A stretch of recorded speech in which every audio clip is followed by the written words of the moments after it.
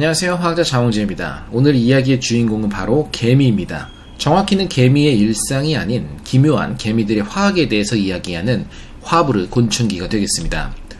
개미에 대해서는 여러가지 이미지를 우리들이 가지고 있는데요. 자기 체중의 5000배를 들 수 있다라는 이야기도 있고, 이는 시뮬레이션을 통해서 관절에 부하가 분산되기 때문에 가능한 것으로 입증되었습니다.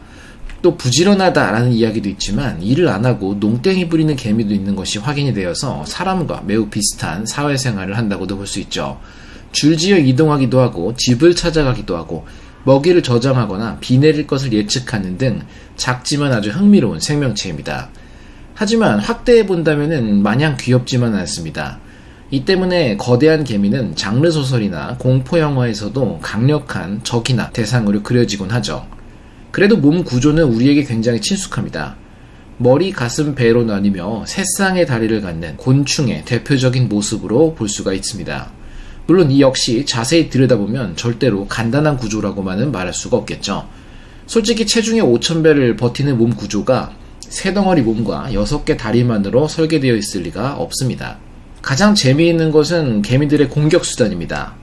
우리나라에 사는 많은 개미들은 입으로 무는 경우가 많아서 꽤나 따끔한 경험만을 주곤 하지만 몇몇 개미들은 꽁무니에서 물총처럼 산을 쏘기도 합니다.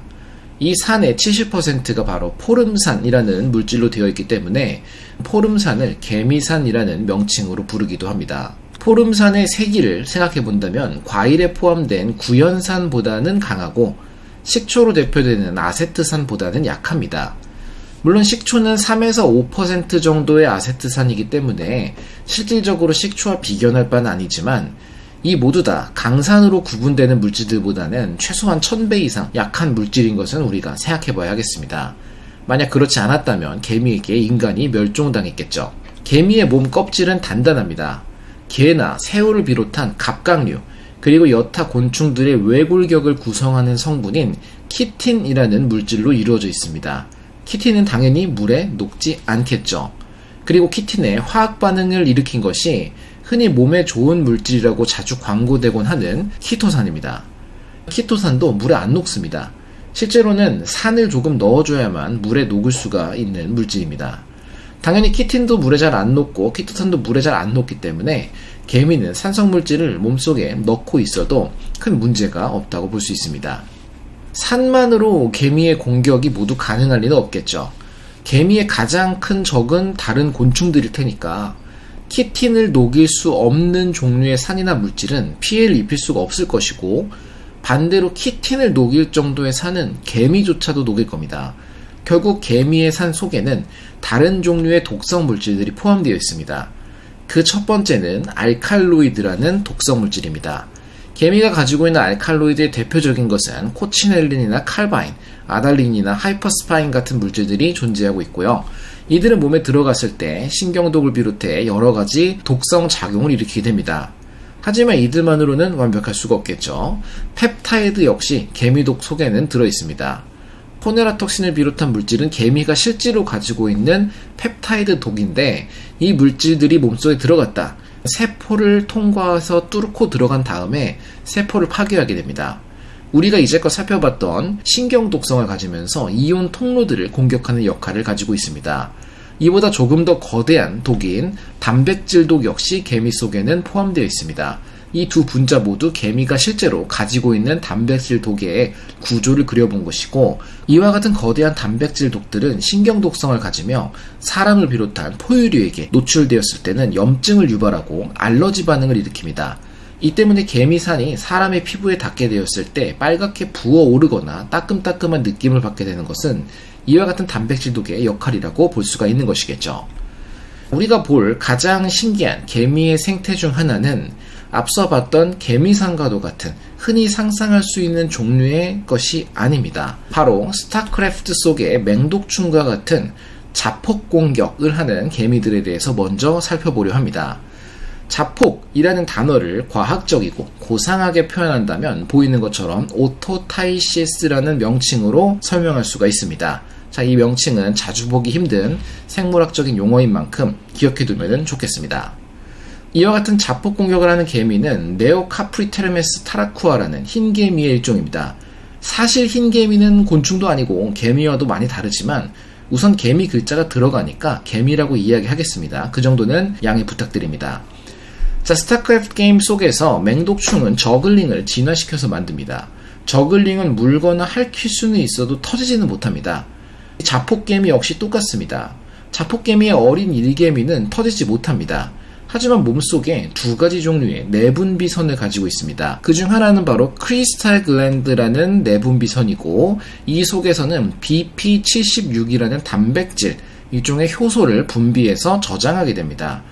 BP76 효소는 페놀 물질들을 산화시키는 활성을 갖는 물질로서 멀티카퍼 프로테인, 라케이즈라 불리는 효소의 일종인데 한국어로는 여러 개의 구리를 갖는다 해서 다구리 효소라고 부르는 물질입니다.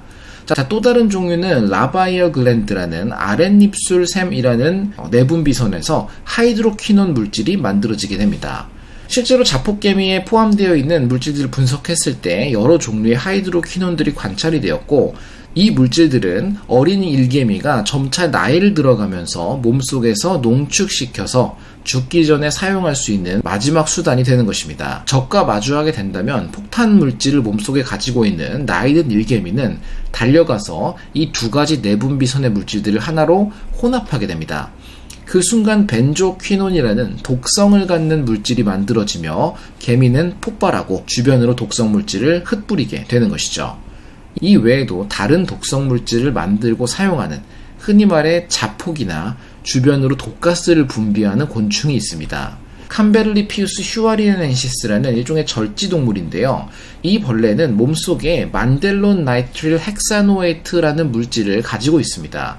자, 이 물질은 몇 가지 패스웨이를 통해서 몸속에서 벤조일 사이아나이드라는 물질이 만들어지고, 폭발하며 몸속에 있는 물과 닿았을 때 흔히 청산가리를 먹었을 때 몸속에서 발생해 죽음으로 이끈다라고 알려진 사이와나수소가 되어서 주변으로 방출합니다.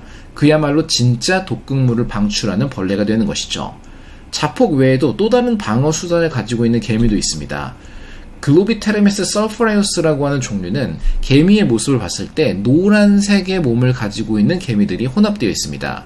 이 개미는 역시 스타크래프트 속의 퀸이 사용하는 인스네어라는 기술과 같은데, 적이 침입해 오면 몸을 폭발시켜서 혹은 몸속에 있는 물질을 터뜨리며 쏘아내서 주위의 길을 막고 적을 끈끈하게 달라붙게 해서 못 움직이게 만드는, 한마디로 개미굴 속을 봉쇄하는 역할을 합니다. 이 개미가 가지고 있는 물질이 공기가 닿으면서 급격하게 끈적이고 질기게 굳어지는 점액인 걸 알 수 있는데요. 주 성분들은 폴리아세테이트나 알코올, 탄소 화합물들로 되어 있고, 주변의 산소와 만났을 때 작은 조각들이 중합 반응을 통해 고분자를 만들어 굳어지는 것처럼 서로 연결되며 굳어지게 됩니다. 개미가 꼭 화학 무기만을 사용하는 것은 아니고 화학 방어 기술 역시 사용합니다. 한마디로 화학 위장이라고 말할 수가 있는데요. 개미의 키틴질이라는 단단한 외골격의 겉면에는 큐티클이라 부르는 왁스 성질의 물질이 있습니다. 탄소 화합물들로 되어 있는 물질인데 개미의 종류에 따라서 이 왁스를 구성하는 성분이 다릅니다. 다른 사람의 왁스를 빌려서 사용하면 그 사람의 향으로 몸을 감추거나 꾸밀 수 있는 것처럼 개미 역시 다른 왁스를 훔쳐서 사용할 수가 있는 것이죠.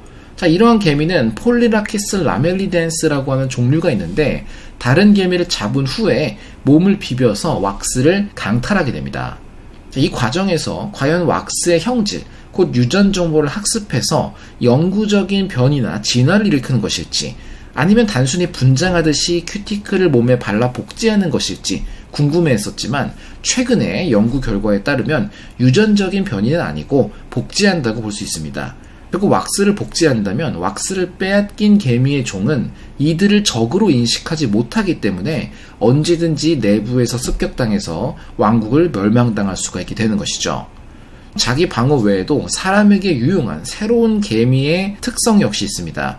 개미의 가장 특이한 사람에 의한 활용은 바로 암을 진단한다라는 연구입니다. 흔히 개를 이용해서 마약이나 폭발물을 탐지하는 것처럼 동물을 탐지에 이용하는 경우는 많습니다.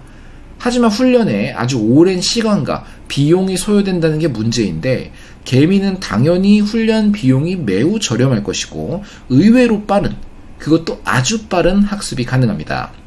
2022년 나온 논문에 따르면 설탕물을 포상으로 사용해서 세포를 기르는 배지나 정상적인 세포, 암세포 등을 대상으로 테스트를 했을 때 포함되어 있는 화학 물질과 향이 학습되어서 개미는 1분 이내로 학습을 완료하고 암세포가 있는 위치를 꽤나 높은 정확도로 찾기 시작했다라고 알려져 있습니다.